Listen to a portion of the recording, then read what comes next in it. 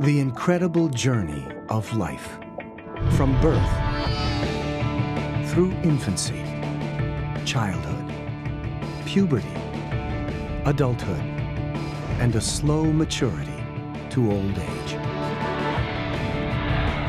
This is the story of our lives from a unique perspective, deep inside our bodies. This is the journey of a human life, from the outside in.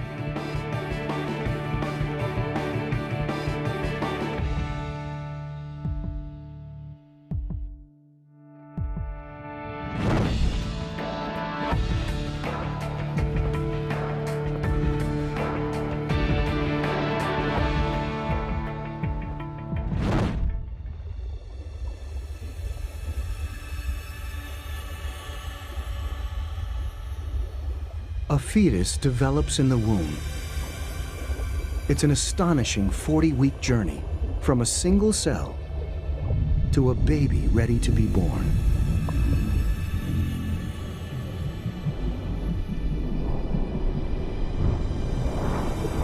Its body is a miracle of microscopic design. Tiny, perfectly formed organs, each made up of billions of perfectly functioning cells.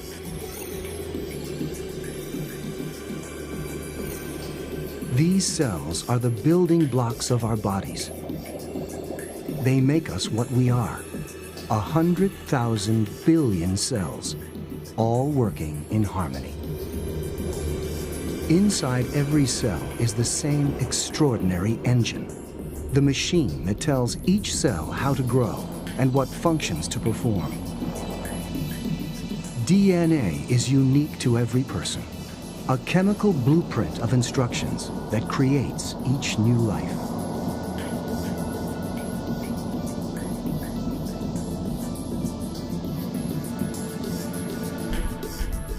This baby is ready to enter the world.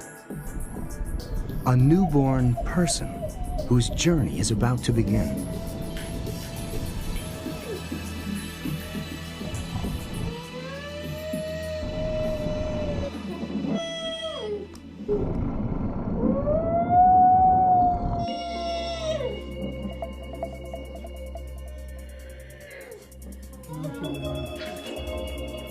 The journey starts with a challenge: breathe or die.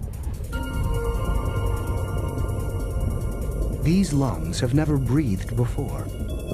They're still full of amniotic fluid that protected them for 9 long months. The newborn is in danger of drowning. Then, the body kicks into survival mode. The adrenal glands, right above the kidneys, send adrenaline surging around the body. It shocks the lungs into life. Muscles we need to breathe suddenly start to spasm. And we take our first breath.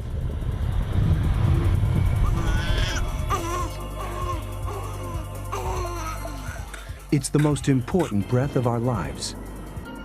The first of 700 million. Our lungs will pump air every single second as long as we live.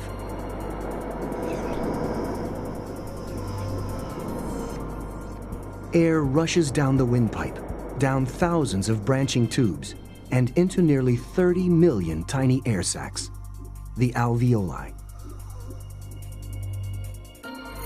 These air sacs pull oxygen into our blood and pump out the carbon dioxide we exhale with every breath. And they do it non-stop for 80 years.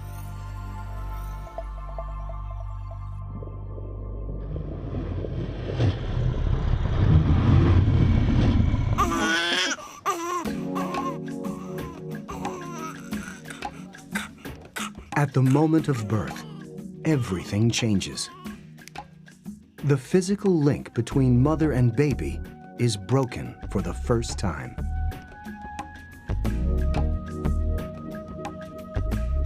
The first hour brings rapid change. All the baby's organs have to adapt to life outside the womb. It's a challenging and risky time.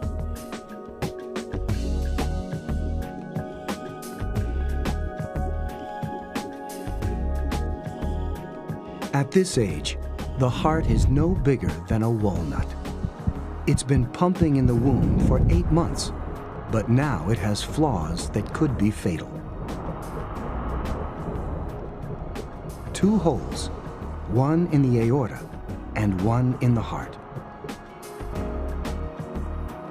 In the womb, they diverted blood away from our inactive lungs. Now that we need the lungs, the holes seal shut.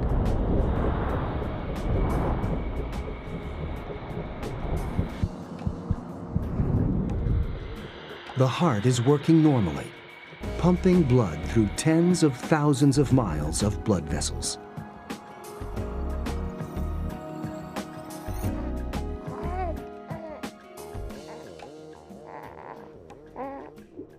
Other systems are also gearing up. The digestive tract is ready to clear itself out to make room for its first meal. The bowels are full of digested amniotic fluid and dead cells, a sticky green-black tar-like material called meconium. It's corrosive stuff. If it ends up in the baby's lungs during labor, it can attack the delicate lining. But here in the gut, meconium is harmless. The digestive tract flushes it out within days.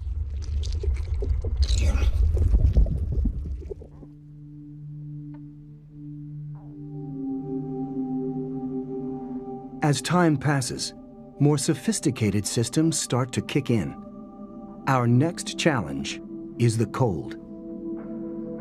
It was 100 degrees in the womb. Here at home, 65-degree room temperature is a shock to the system. The area that controls temperature is deep within the base of our brains. When an adult is too cold or hot, this area sends out instructions for our cells to produce more or less energy. It's called the hypothalamus, and like all our other organs, at this age, it's still immature. The brain is under pressure, making 100 trillion calculations per second just to keep our bodies functioning. But it's still learning how, and now we're in danger of hypothermia.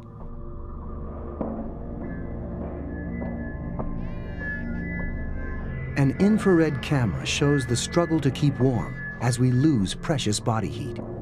The yellow areas show where we lose the most. Luckily, we're prepared. A layer of special tissue around our blood vessels and vital organs actively generates heat. It's fat, but this isn't regular fat. It's brown fat, a specialized type usually found in hibernating animals. It's packed with special heat-generating cells. Eventually, most of this fat will melt away as the hypothalamus matures and the liver and other organs take on the job of generating heat.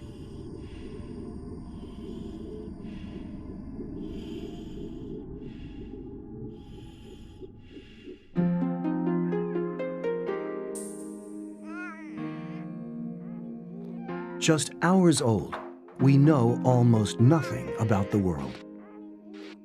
Everything we do relies on instinct. Feeding is a reflex. Normally, we have no more control over suckling than the urge to breathe.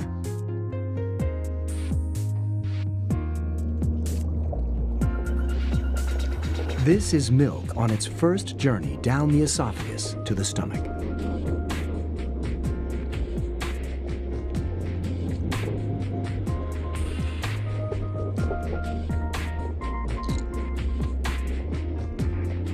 Mother's milk is much more than the ultimate superfood. It also protects us from hidden danger.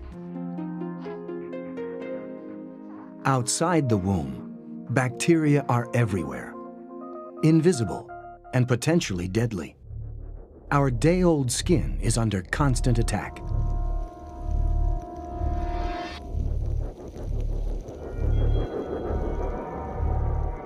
There are 10 times more bacteria than human cells in and on our bodies. Our immune systems aren't developed yet, so we can't fight infections for ourselves.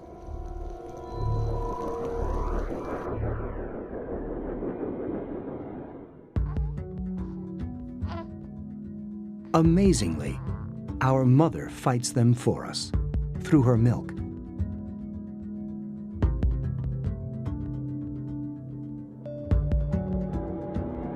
The close contact between mother and baby means she absorbs the same germs that are attacking us.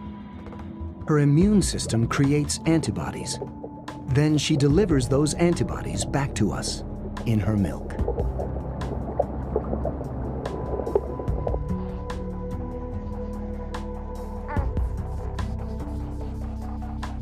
Until our own immune systems develop, she will keep us safe. It's time to take on the world. It's been 4 weeks since birth. The baby has drunk nearly 30 pints of milk and has put on 2 pounds, a quarter of its body weight. It's time for its first trip outside.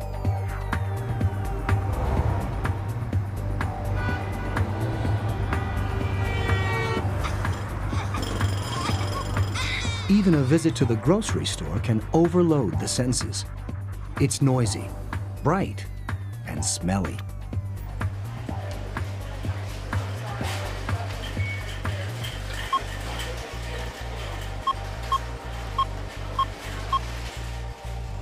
The nose is working overtime. High up inside, specialized nerves dangle in the airstream. They detect chemicals in the air and send an electrical signal to the brain, which interprets the signals as smells. The nerves are super sensitive. Every smell is a new sensation.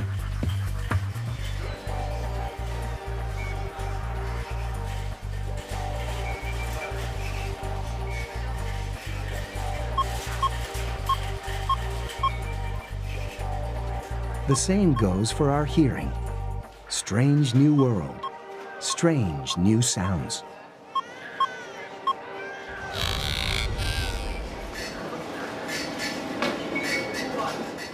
Sound waves vibrate the eardrum.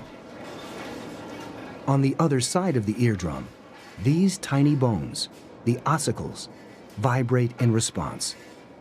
They're the smallest bones in the body, but without them, we would never hear a thing. They use leverage to amplify the vibrations, hitting the eardrum 22 times.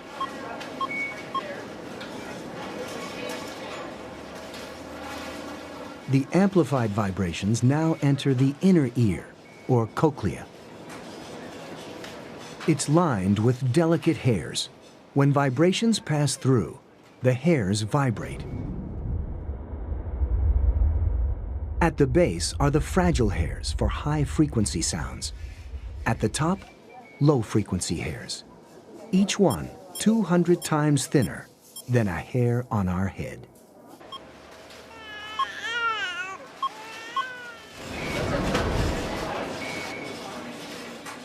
Over time, loud noises will damage these hairs. But at this age, they're perfect. Our hearing will never be this good again. The story is different for eyesight. We're born with very underdeveloped vision. Even at 1 month, the world is blurred and mostly black and white. Every aspect of our vision is rudimentary.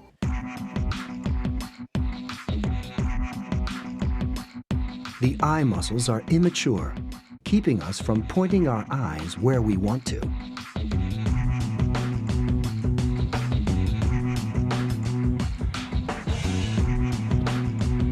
Inside the eye, the lens muscles still can't focus, and the lens flips the image it receives. All through life, we see the world upside down. The picture only gets reoriented in our brains.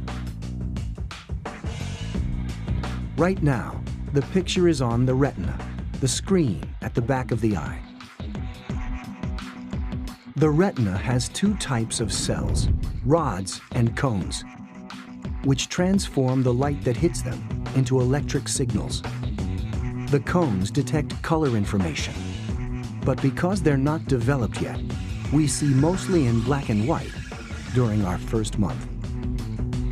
From the retina, the signals travel along two thick nerves under the brain. At the back is where we process visual information. When the image arrives, the real challenge begins. Our immature brains haven't learned to interpret the data yet.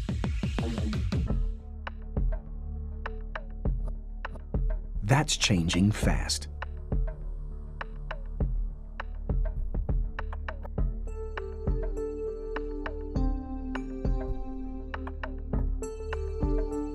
At 2 months, we can distinguish colors and shades. At 4 months, we can identify our mother's face. By 8 months, we have 20/20 vision.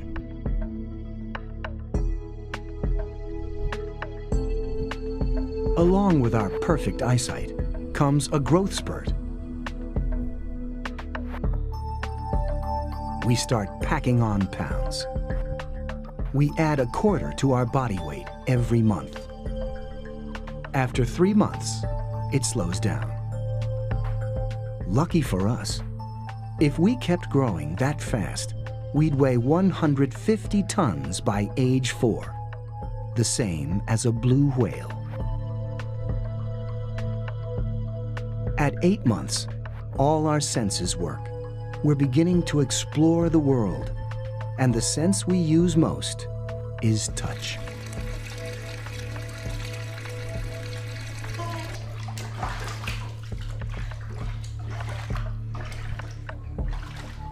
Touch something too hot, and temperature sensors in the skin send nerve signals racing up the arm, up the spinal cord, and into the brain, all at 200 miles per hour.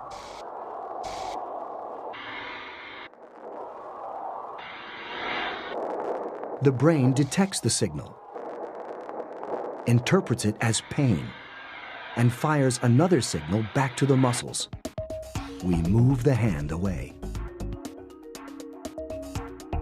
We have sensory nerve receptors all over our skin, but some areas are more sensitive than others.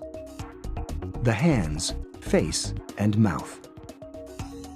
There are 9,000 sensory receptors on the tongue alone, which is why babies use their mouths to explore.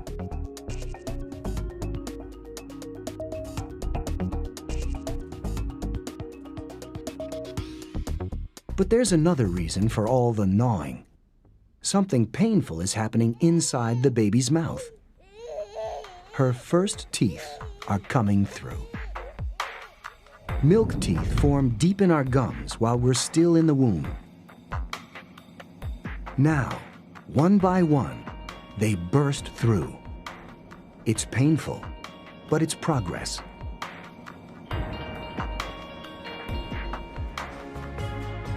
At 8 months into life's 80-year journey, the senses are operating at full capacity. Every sensation is a new surprise.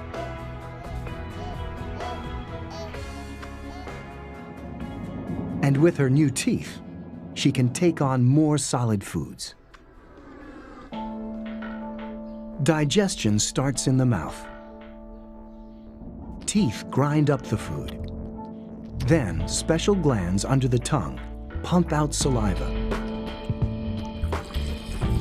to help break down and lubricate the food on its 12-hour, 13-foot journey through the gut.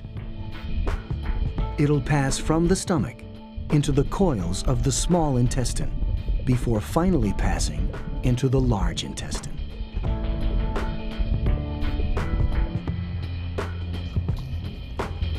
Waves of contracting muscle keep the food moving, a process called peristalsis.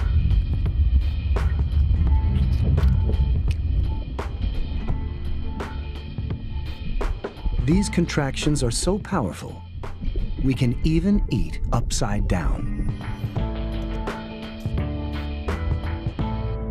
For the first time, a new camera shows a high-definition view of how food travels through our bodies and into our stomachs.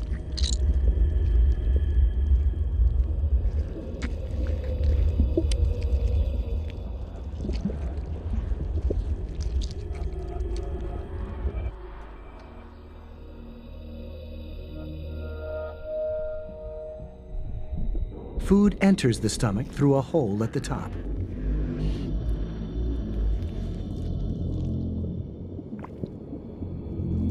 The stomach is a bag of muscle that churns, squashes, and squeezes food into liquid. At the same time, acids break the food down.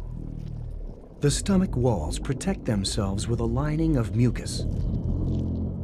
Without it, the acids could digest parts of the stomach itself, causing stomach ulcers.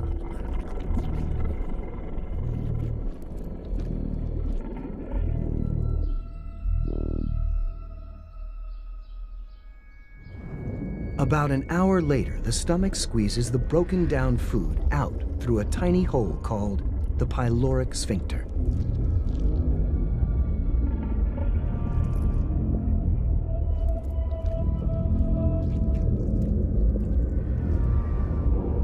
The food enters the small intestine, an 11-foot coil of tube where we absorb most of the nutrients.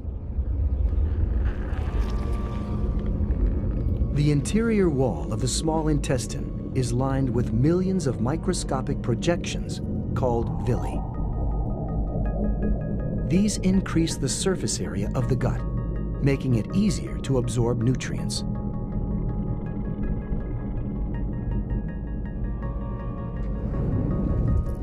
First, the pancreas pumps out a juice that neutralizes stomach acid. Then bile from the liver breaks down the fats into tiny droplets.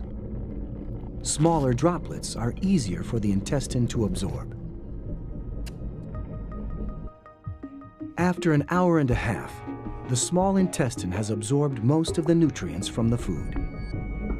It's time for what remains to move on.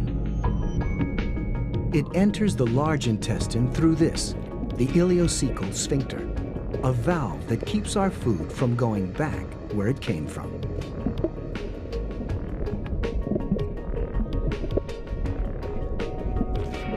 What's left is a mix of waste food and dead cells from the walls of the gut.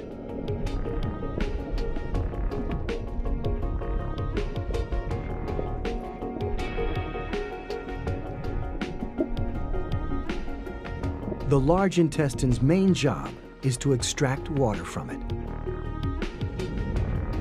Lots of bacteria live here too, but it isn't because of an infection. We actually need them. They produce enzymes that break down complex carbohydrates in our food, carbohydrates we couldn't otherwise digest.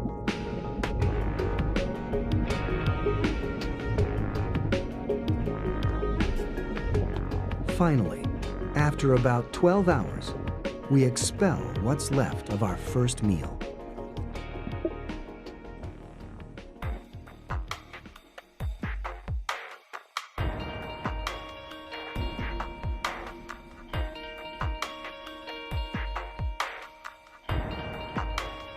One year old. We're mobile. We've perfected the art of crawling.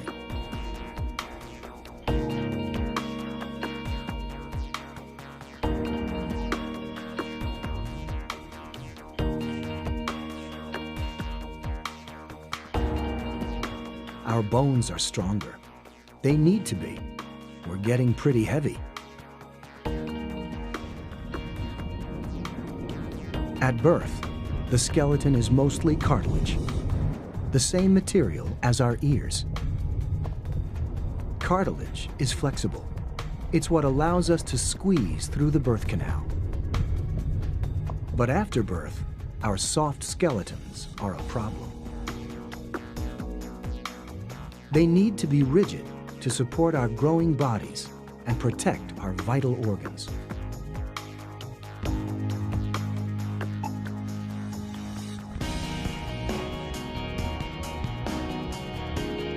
So right from birth, the cartilage starts to harden.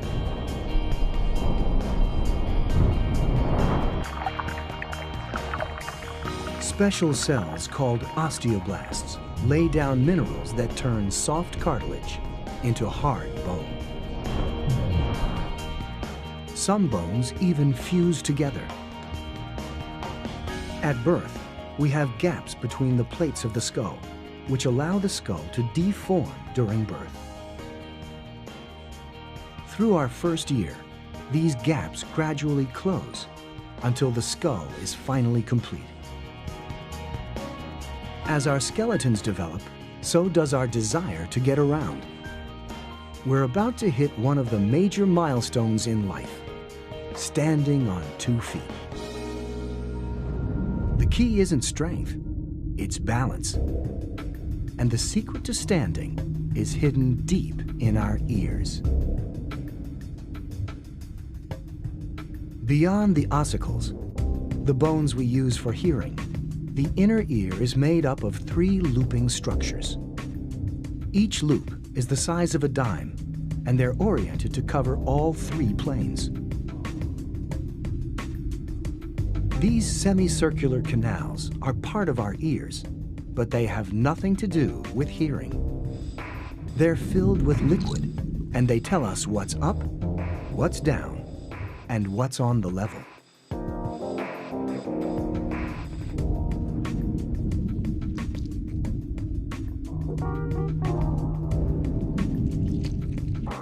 The liquid inside sloshes against sensor hairs lining the tubes.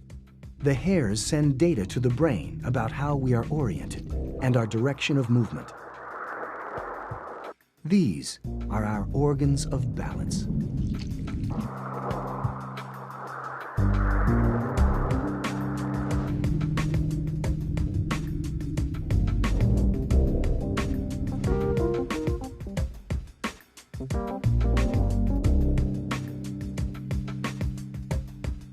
Once we've mastered balance, we're one step closer to walking.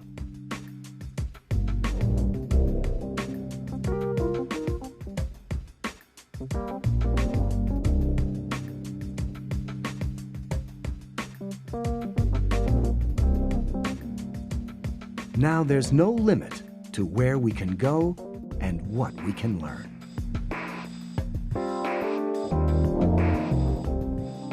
From a baby to a toddler, we're embarking on our most formative years, a time when we'll put our growing brains and developing immune systems to the test.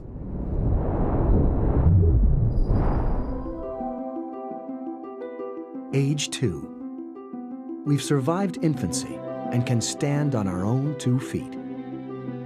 Next up is a uniquely human challenge, learning to talk.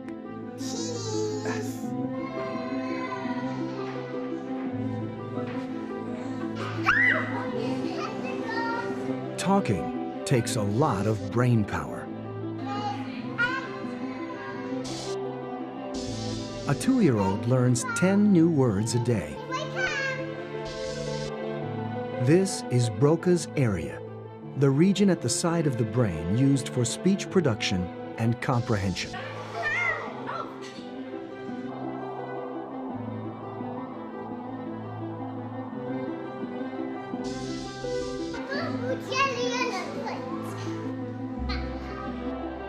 Language is what separates us from other animals. We exchange complex thoughts and ideas and teach our children not just by showing, but by telling.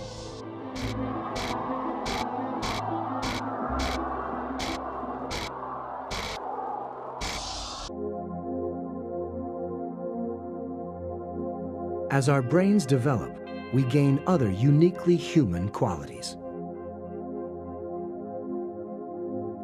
We're aware of our own identities and individuality. We gain the ability to think for ourselves. And we're forming memories that will last a lifetime, like our first day at school.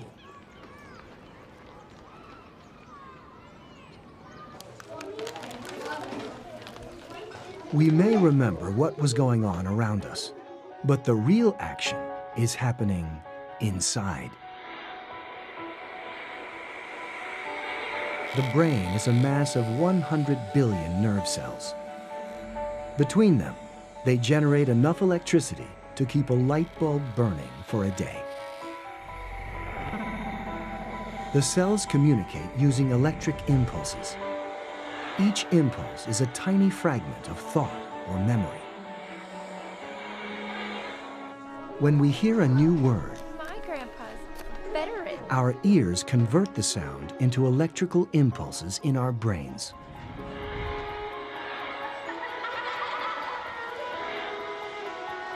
The brain can learn because the connections between brain cells aren't permanent.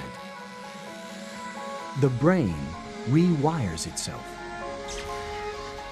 Nerve cells send out tendrils called axons, constantly forming new connections. The cells meet at a tiny gap called a synapse. Chemicals bridge the gap to allow the impulse to continue the chain.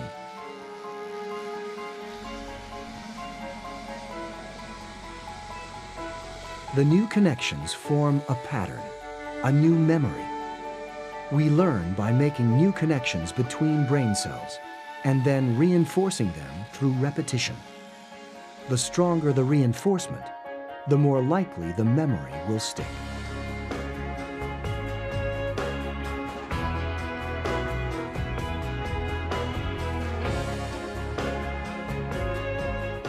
What does the word veteran mean? When someone asks us to recall that memory, the same pattern of axons fires, and the memory comes alive.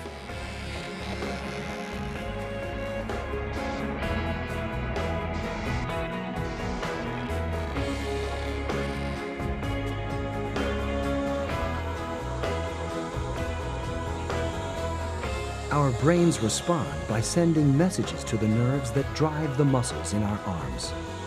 We raise our hands. Me, miss.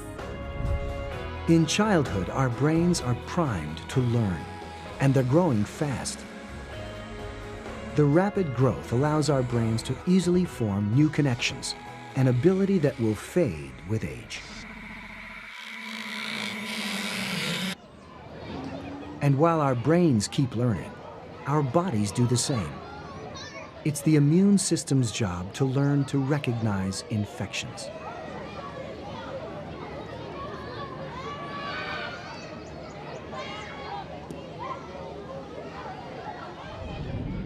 Every germ that enters the body carries the potential threat of disease. But first, the germ has to get there. Immunity doesn't begin inside our bodies. We start fighting germs the moment they touch us. We have an arsenal of defenses against infection. Our eyebrows and eyelashes, ear hairs, and nasal hairs catch airborne bacteria. Sweat, tears, and mucus wash them off. Our skin constantly sheds its top layer of cells, taking bacteria with it. The mouth is especially vulnerable. Here, too, we are armed and ready to fire. Each squirt of saliva contains lysozyme, and enzymes specially targeted to destroy bacteria. Our saliva glands are tiny, yet they produce nearly half a gallon of saliva every single day.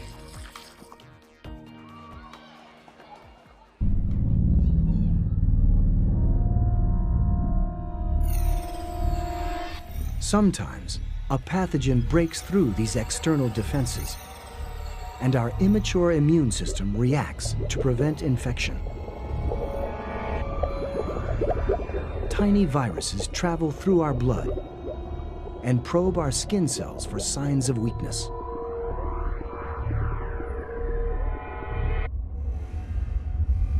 The virus hijacks a cell and manufactures thousands of copies of it. Then, the infected cell ruptures, spreading even more viruses around the body.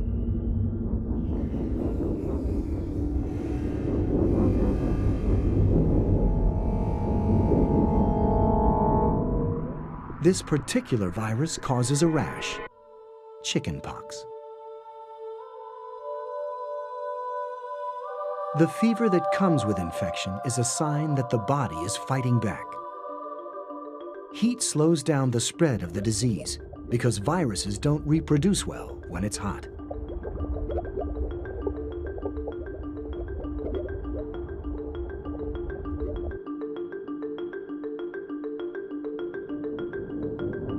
The immune system kicks into action.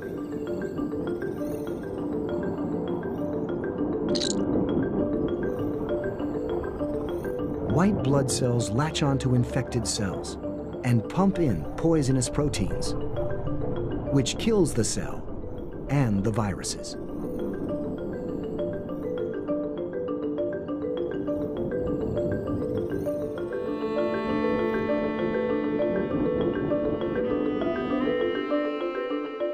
Crusty skin blisters signal the battle waged between the immune system and its viral assailants. Each one contains cellular debris and the remains of 100,000 viruses.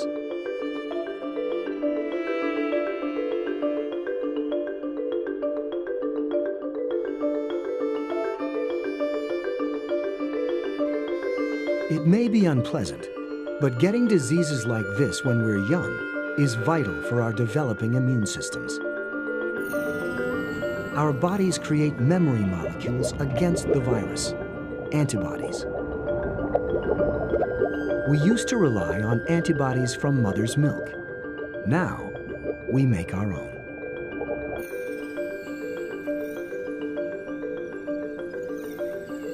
If we catch the same disease when we're older, the antibodies enable our bodies to recognize the virus instantly. White blood cells wipe it out before it has a chance to take hold.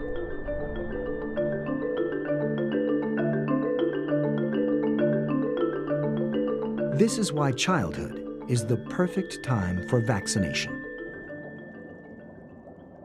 Vaccines are harmless doses of viruses like mumps, polio, or rubella. The body creates antibodies as if it had really been infected. Now, if we ever catch the real thing, the body will recognize it and attack. In its first decade, the human body changes beyond recognition. But now comes the biggest change of them all, the roller coaster ride of puberty.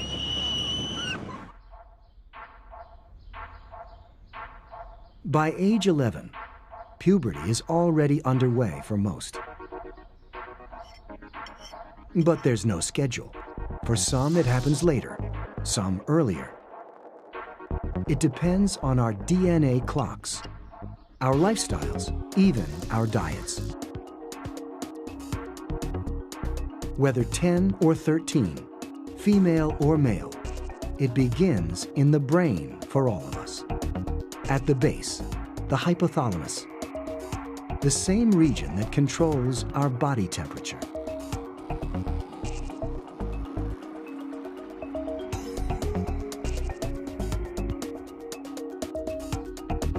Puberty starts when the hypothalamus releases a protein, kisspeptin, into the brain. The kisspeptin triggers the release of other hormones in a chain reaction throughout the body.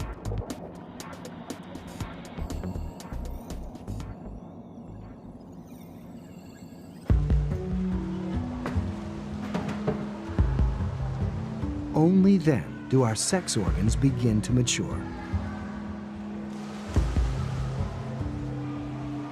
In girls, that means ovulation.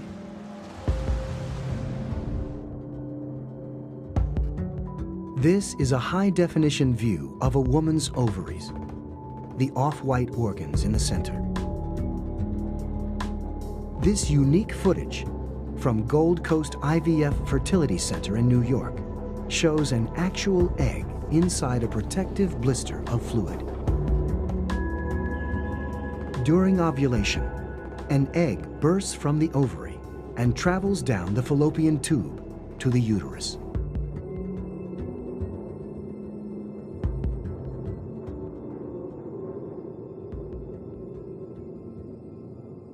From now until menopause, the same thing will happen every month. Then, menstruation clears the uterus of unfertilized eggs.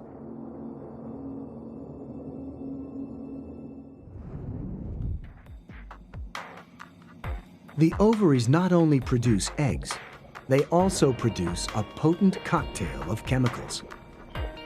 They release hormones into the bloodstream, including estrogen. These hormones have dramatic, lasting emotional and physical effects.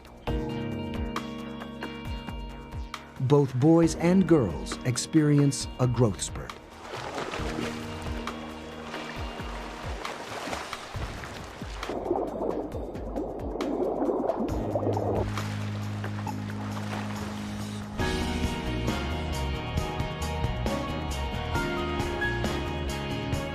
Women and men's body shapes diverge. Girls become women. Boys become men.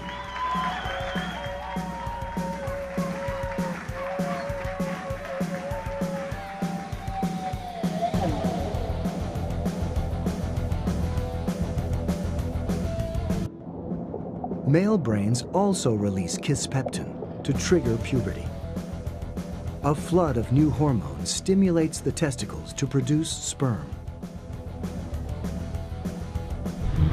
The testicles also generate a 10-fold surge in testosterone, the hormone that creates the physical characteristics of manhood.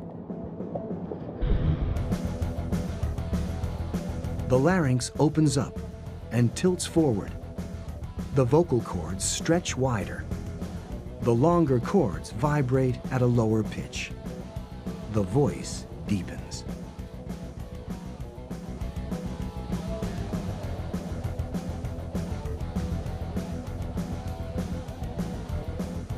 Testosterone stimulates the growth of body hair and doubles muscle mass, including 40% more heart muscle.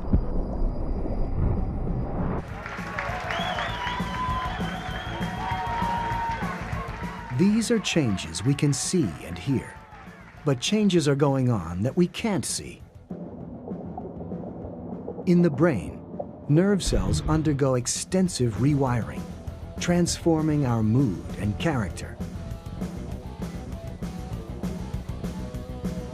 Both sexes experience a flood of new emotions, and one beats them all. For the first time, both sexes find the other sexually attractive. From the inside out, our bodies are overwhelmed by new sensations. Our pulse races. Our blood pressure rises. Our lips gorge. Our cheeks flush with blood. All signs that we desire someone. And if the desire turns out to be mutual, we hit another major milestone. Our first kiss.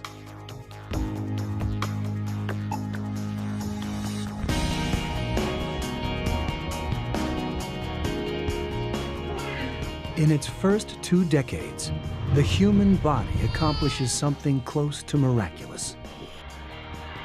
We're nearly 4 times our original height, 21 times heavier. We've digested 9,000 tons of food. Our hearts have beaten over 1 billion times. Our lungs have drawn over 200 million breaths. Now, with puberty behind us, we're ready, in mind and body, to become adults.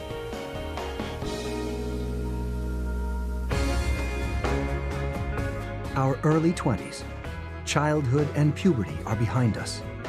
This is the start of a new phase in our lives, adulthood. We've flown the nest. What happens now is up to us.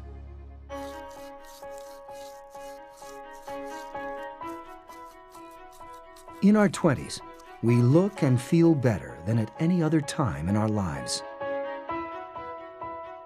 We're in our prime, both outside and in. Trillions of cells make up our organs and tissues.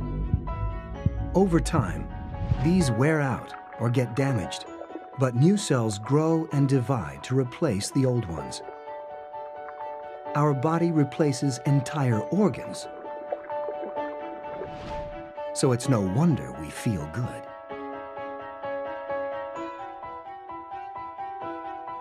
Essentially, every 10 years, we get a brand new body.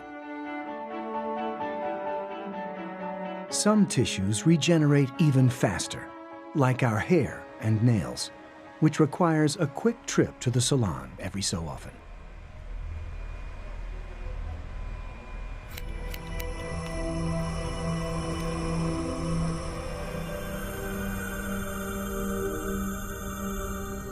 Hairs are made from modified dead skin cells.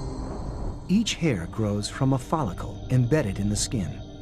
The modified cells grow here, then die as new cells push them upward. The column of dead cells is the hair. Each person grows an incredible 7 miles of hair every year.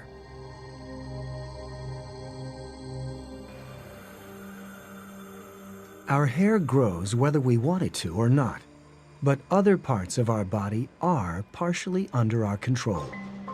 Choices we make now, like exercising, affect us for the rest of our lives.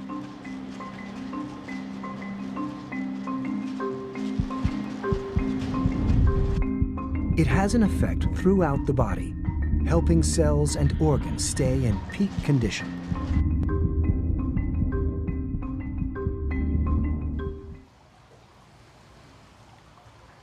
Our muscles are also building.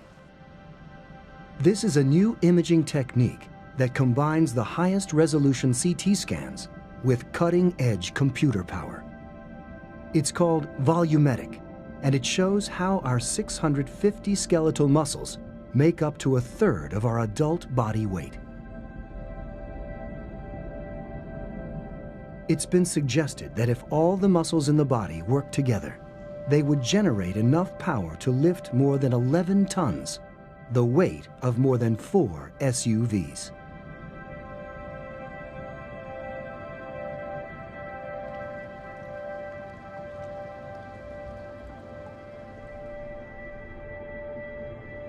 Muscles are made from bundles of fibers. A good workout rips these fibers apart, but our cells repair the damage by adding extra material. The muscle grows back, bigger and stronger, through choices we made. Unfortunately, some choices are less beneficial.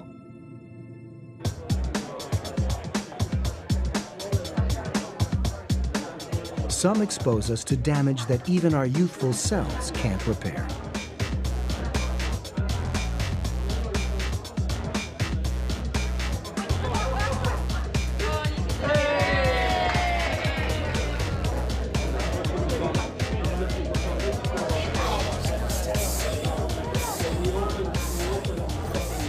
Parties are a part of life in our 20s.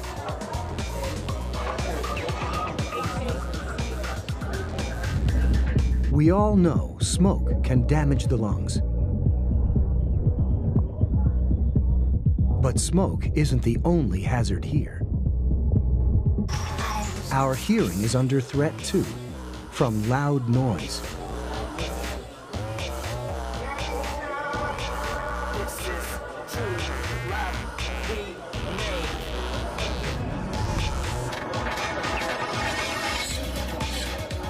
The problem is deep inside the ear.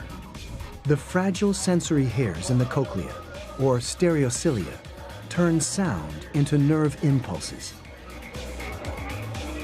Loud noise destroys these irreplaceable cells. The hairs that respond to high frequencies are most affected, maybe because high-pitched sounds shake their foundations more violently. The effect is too small to notice.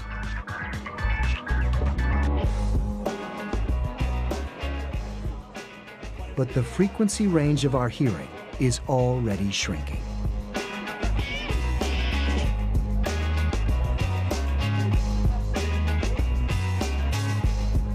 Another source of damage is alcohol.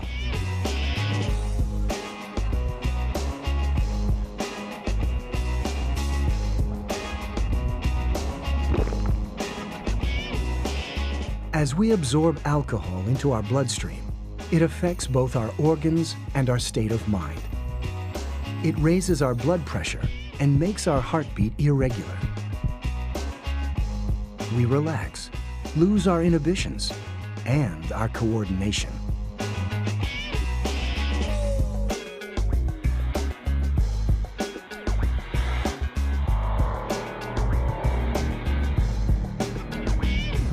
These symptoms are a consequence of chemical reactions in the brain, especially in this region, the cerebellum.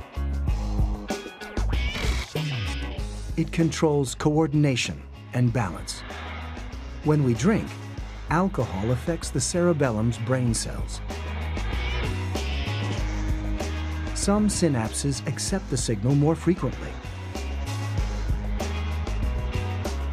Others become totally blocked. The more we drink, the more extreme the effect.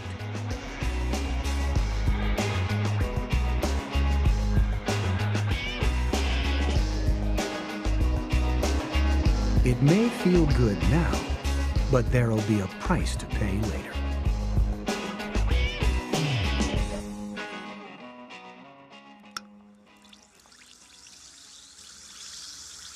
After a party, time passes, and we get to know our limits. Now, new challenges are on the horizon to find love and have children of our own.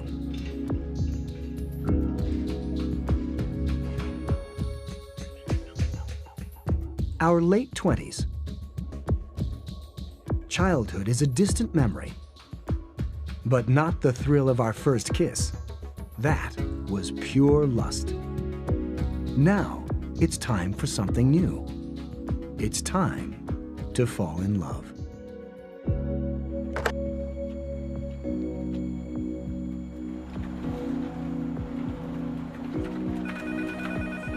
Many of us meet our future partners at work. We may think the attraction is social or physical, but a lot of it is biological.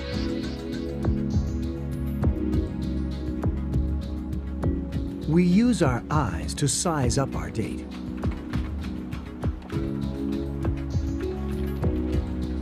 But looks aren't everything. Attraction is also about smell. Inside the nose, olfactory nerves do more than detect smells. They also detect chemicals we can't smell, pheromones, odorless hormonal messages we release in our sweat.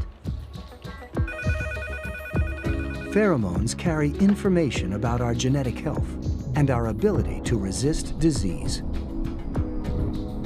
Our brains use these signals to help choose a partner with the best possible genes for our children. Love is more than just an emotion. It's all about chemistry.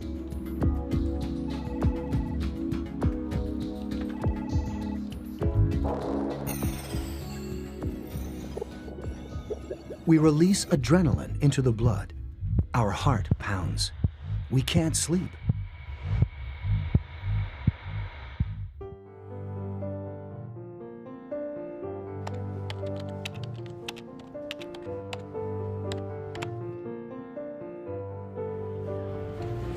When that happens, another hormone comes into play. The brain floods with dopamine, the feel-good hormone. It's as potent as cocaine, makes us euphoric, and it's addictive. It leaves us wanting more.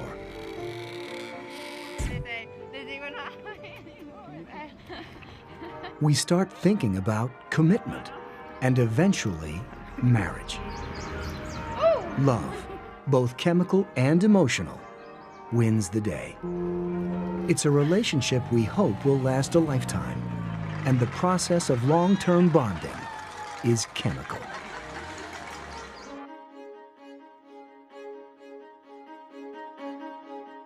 Sex isn't just about procreation or recreation. It chemically strengthens the bond between us. Both partners' pituitary glands pump the blood full of a substance called oxytocin, sometimes called the bonding hormone. It's the very same hormone that binds us to our mothers as newborns.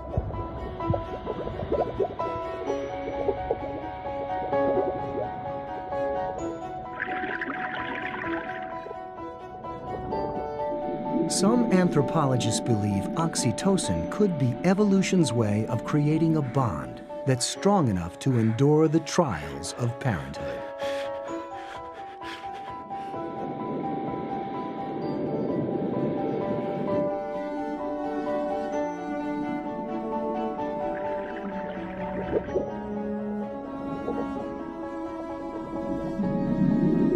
And the time for parenthood is now.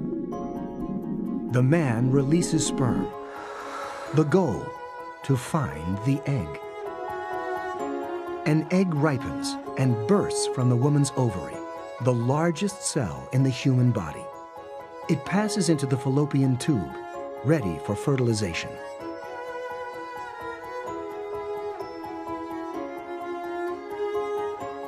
Sperm are the smallest cells in the human body, and they have a tough journey ahead of them. First, they have to survive the hostile environment of the vagina. Its secretions are acidic to prevent bacterial infection, but they also kill sperm. Ejaculation releases 300 million sperm, but only thousands will make it as far as the cervix.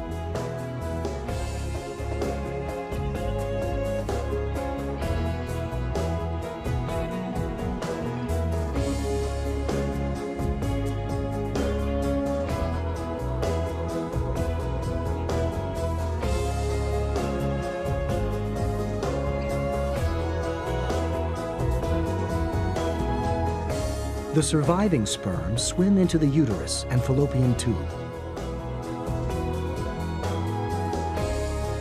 Muscular contractions in the walls of the fallopian tube help guide the sperm toward the egg. Only a few hundred make it this far. And only one will succeed in fertilizing the egg.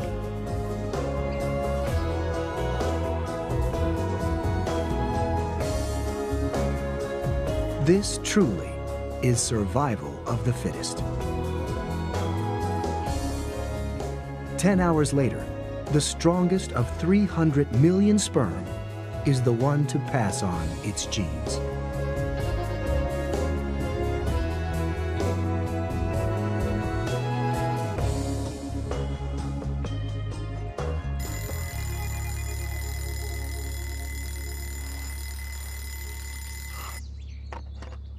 So far, there's no sign of conception. We're totally unaware that we're about to embark on a new chapter in our lives.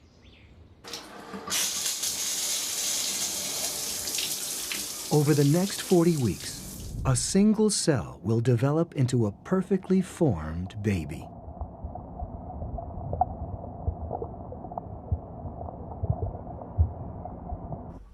Often, the first symptom is morning sickness. No one knows for sure what causes the nausea. One theory is that it protects the fetus from toxins in food, which could harm its organs during this critical phase of development. Another theory is that nausea is a side effect of the mother's immune system, as it weakens to avoid attacking the developing embryo.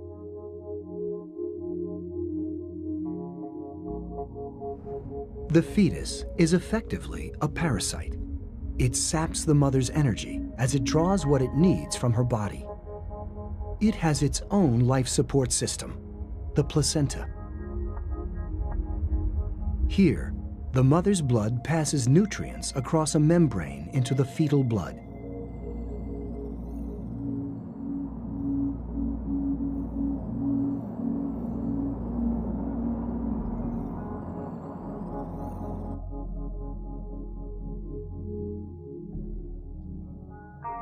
With this constant supply of nourishment, the fetus grows over 30 ounces in its first 10 weeks. The uterus expands to 1,000 times its normal size, just to hold it.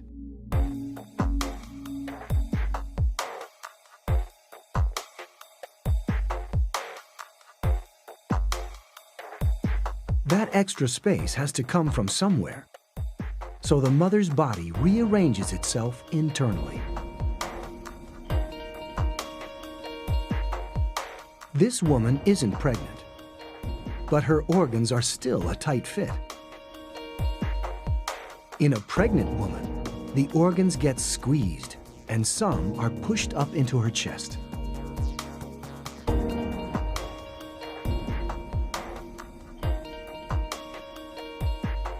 Not only are the organs squished, now they're working for two. The lungs and heart work harder than ever before.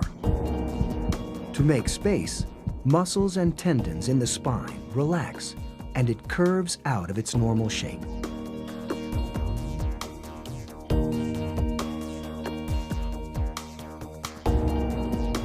The stomach is also compressed and rotated through 45 degrees. It can only hold small amounts of food and drink, and still, the growing baby demands more.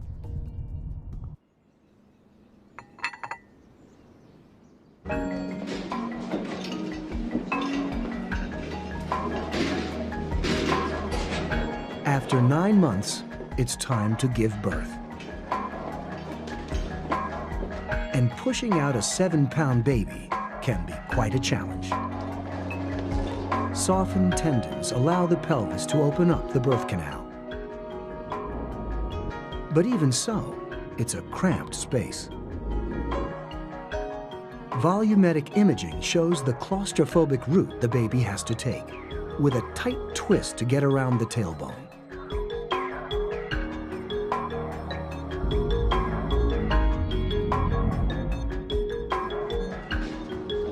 Sometimes it's too tight of a squeeze for mother and baby. The only option for a safe delivery is surgery, a cesarean section.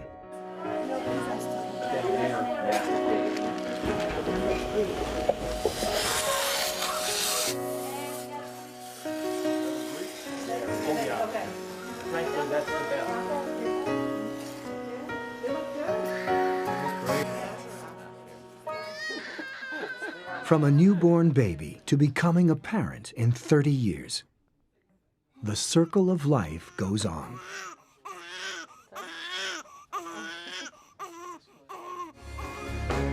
Our 20s are behind us.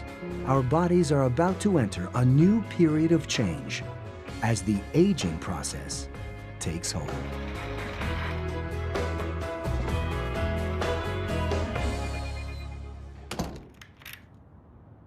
Some experts believe that we all start aging from the moment we're born. The body's repair systems compensate. But now, the repair systems themselves are aging. The changes in our appearance are getting noticeable. We're in our 40s.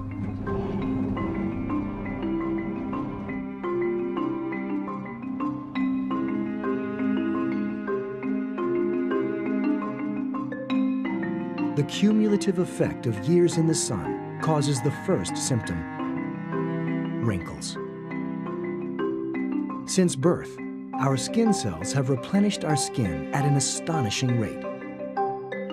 We can make up to 30,000 new skin cells every minute to replace the dead cells we're constantly shedding.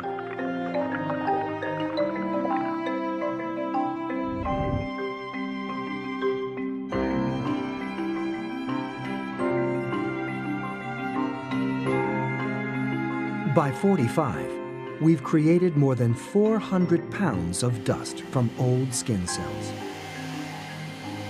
Whatever our age, our skin cells are never more than a few months old.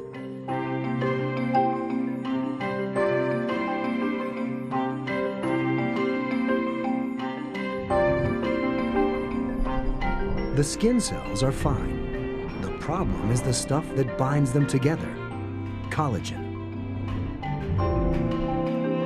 Ultraviolet radiation in sunlight triggers a molecular chain reaction that degrades collagen.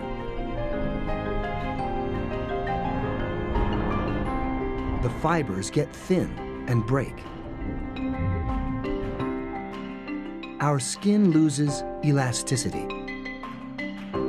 and we get wrinkles.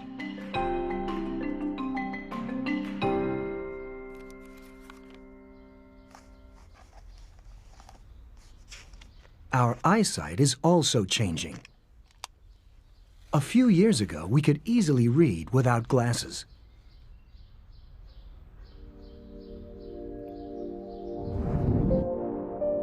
The problem is in the lens.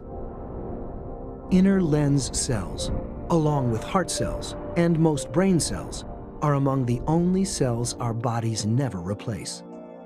They're exactly the same lens cells we had as babies. As we get older, the lenses gradually stiffen. They don't focus as well. And our eyes start to dry out. We produce less fluid to lubricate the eye, and fewer tears to flush out debris.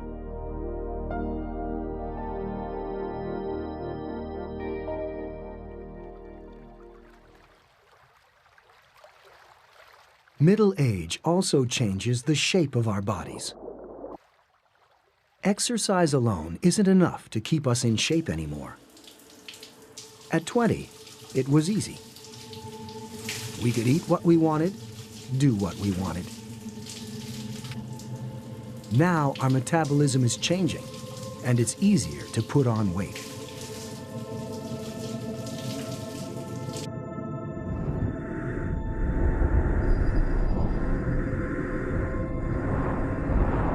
The explanation is in our blood.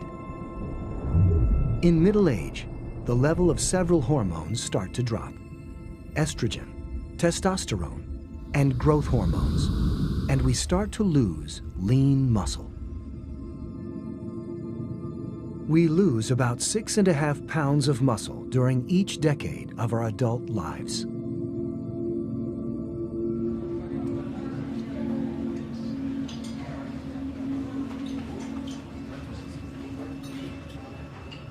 Less muscle means the body burns fewer calories. We need less fuel.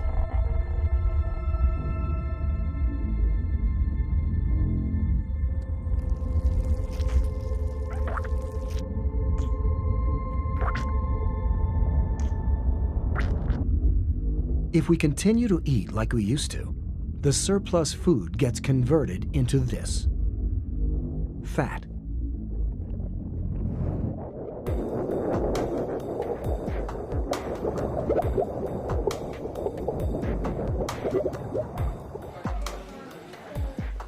For women, fat tends to go to their hips. It's the body's way of providing a steady energy supply for pregnancy.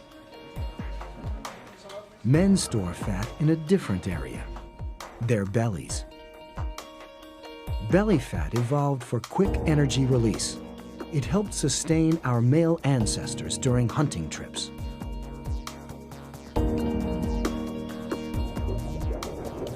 Our ability to metabolize fat slows down as we age.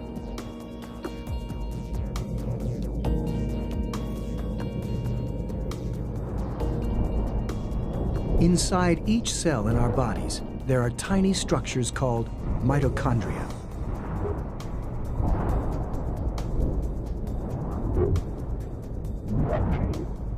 These are the body's power plants. They combine nutrients from food with oxygen from the lungs to release energy. As we get older, the number of mitochondria dwindles, and we lose the ability to metabolize fat as efficiently.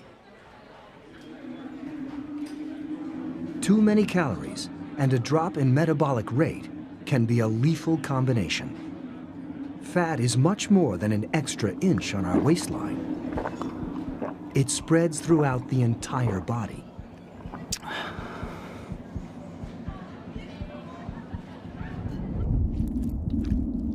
For the first time, a high-definition endoscope, inserted through the navel, reveals the full extent of fat cover inside the abdomen. The intestines are smothered in yellow fat deposits. Fat finds its way into almost every available space of our bodies, even inside our blood vessels. Deposits build up on the inner walls, narrowing the tube. The heart has to work harder to pump blood through the restricted vessels.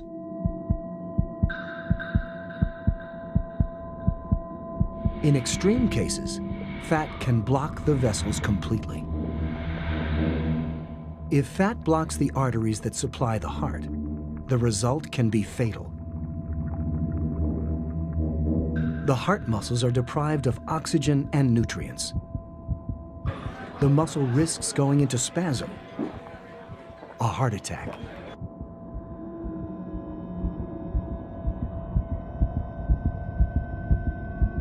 Heart disease is the biggest killer in the Western world.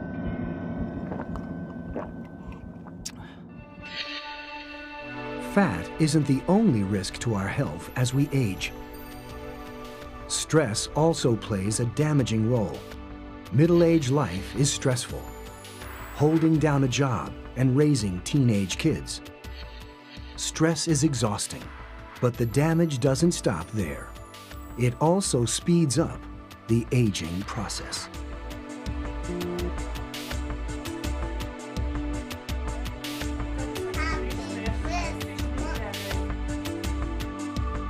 "50 years old. Our bodies may be slowing down, but our lifestyles aren't.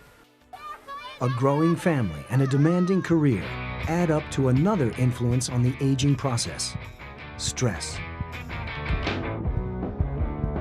We all recognize the outward signs of stress: sweaty palms, shortness of breath, a dizzy feeling. But the real damage takes place inside.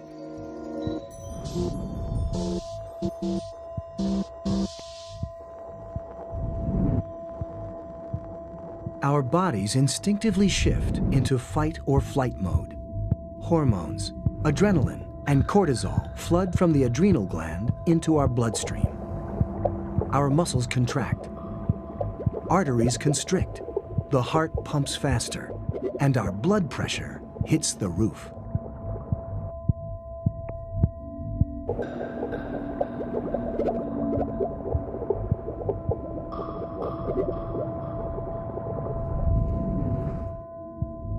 We evolved the fight or flight reflex to quickly respond to attacks from predators. To have the reflex triggering so constantly causes irreparable harm to our cardiovascular network.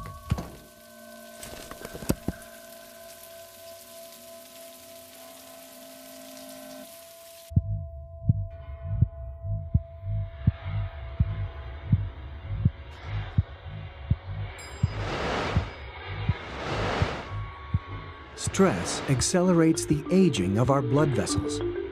High blood pressure damages cells in the artery walls. They become stiff and thick.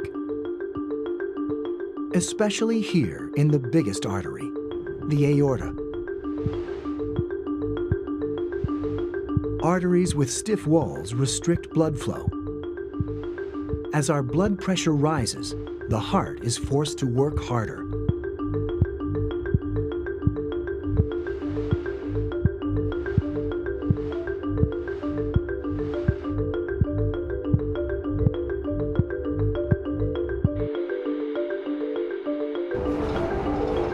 It's a vicious cycle. The more stressed we get, the more we damage our blood vessels. And the more we damage our blood vessels, the less we're able to deal with the effects of stress.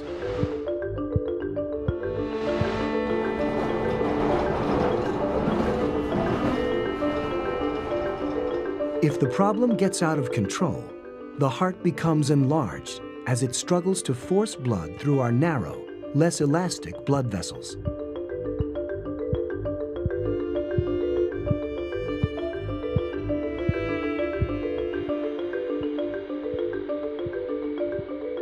High blood pressure can even rupture blood vessels in the brain.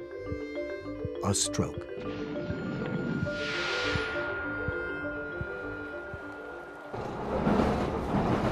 Most of us learn to manage stress. But for women in their 50s, another factor compounds the problem: menopause.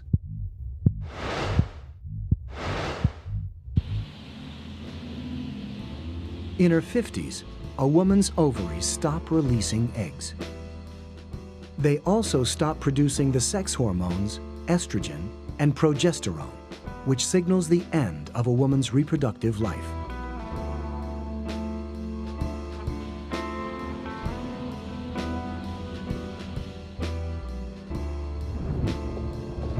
As the supply of hormones winds down, it destabilizes the regions of the brain that deal with mood, sleep, and temperature control. When the hypothalamus is thrown off course, hot flashes occur, moments when the body can't set its thermostat correctly.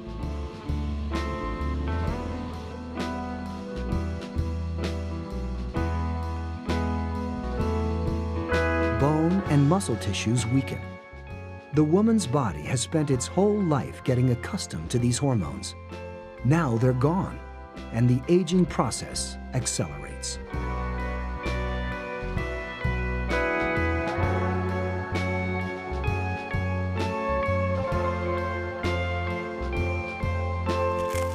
Our 60s come and go. Our kids leave home, and we leave work. We enter a new phase of life: old age.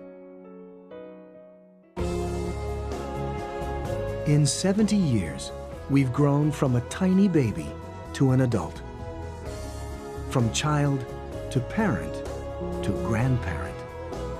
The aging process began several decades ago. Now, we're in the grip of old age. It's the final chapter in the journey of life.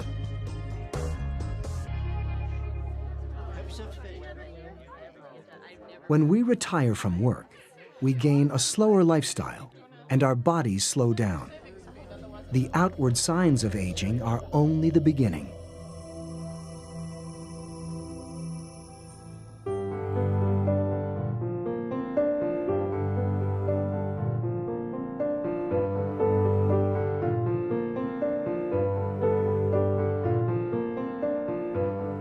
Aging also dramatically affects our skeletons.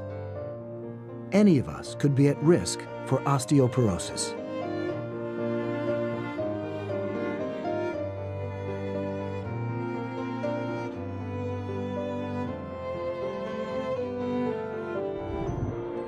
our bone cells are still hard at work, destroying old bone and replacing it with new. But old age upsets this balance. Osteoclasts destroy the bone faster than osteoblasts can rebuild it.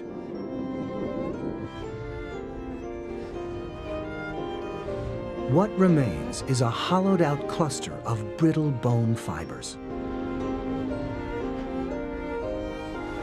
Our bones slowly crumble as the years slide by.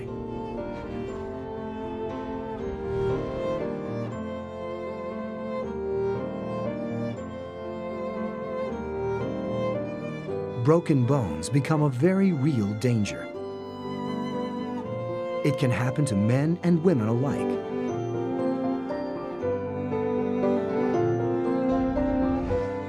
But the process is faster in women because of the hormonal changes of menopause.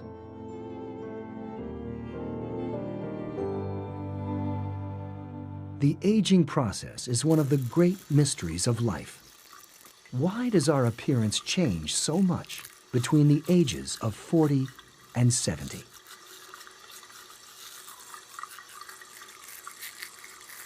It's more than wear and tear. It's a process affecting every cell in our bodies. Every day, cells clone themselves into billions to battle wear and tear on our organs. The DNA inside each cell gets copied. The old cells die off, and the new ones take their place. But the copying system isn't perfect. Any imperfections in our DNA are also duplicated.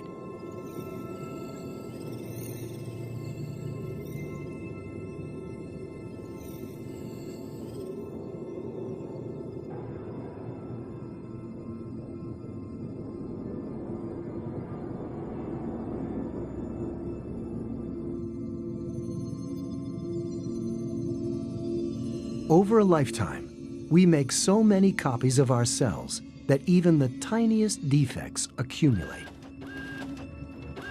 It's like using a photocopier. Copies made from copies degrade in quality. We have totally replaced the bone in our face every 10 years since we were born.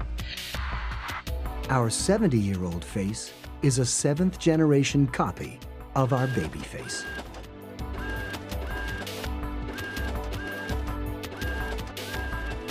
The imperfections are exaggerated with each copy.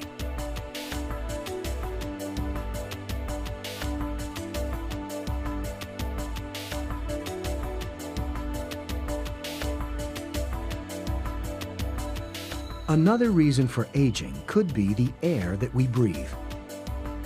We need oxygen to live, but throughout our lives, it slowly poisons us.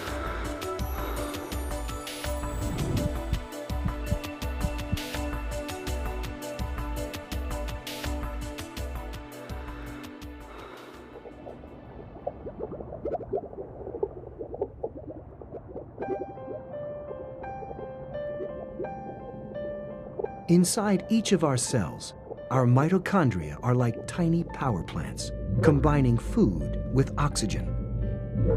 They create the energy we need, but just like a power plant, they also generate pollution. In this case, the pollutant is oxygen. The mitochondria change the molecules into unstable forms called free radicals.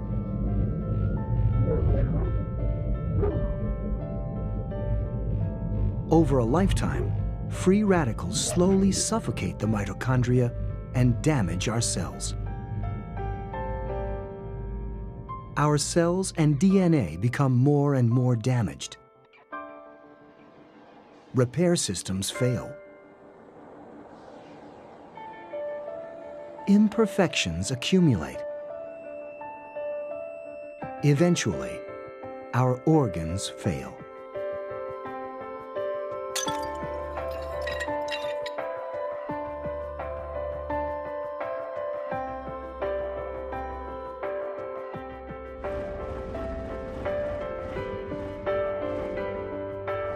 Even with a healthy lifestyle and the best medicine, death is unavoidable. Our DNA makes us what we are and guides our development, but it also determines how long we live.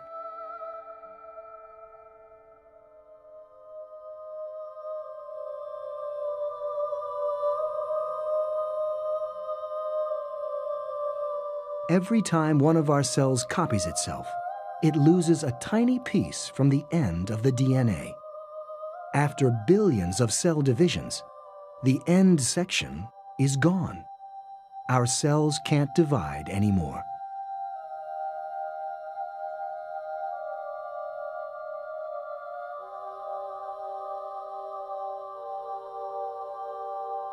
Death, like life, is a biological process.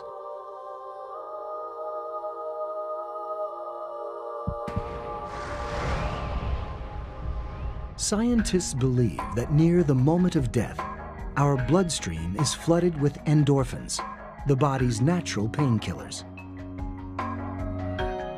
Now, starved of oxygen, tissues can't function. Within 10 seconds, the brain's electrical activity drops.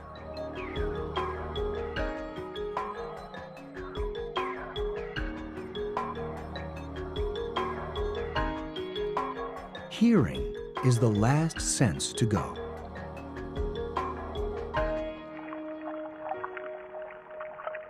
It can take 24 hours for our skin cells to stop dividing. Its final impulse.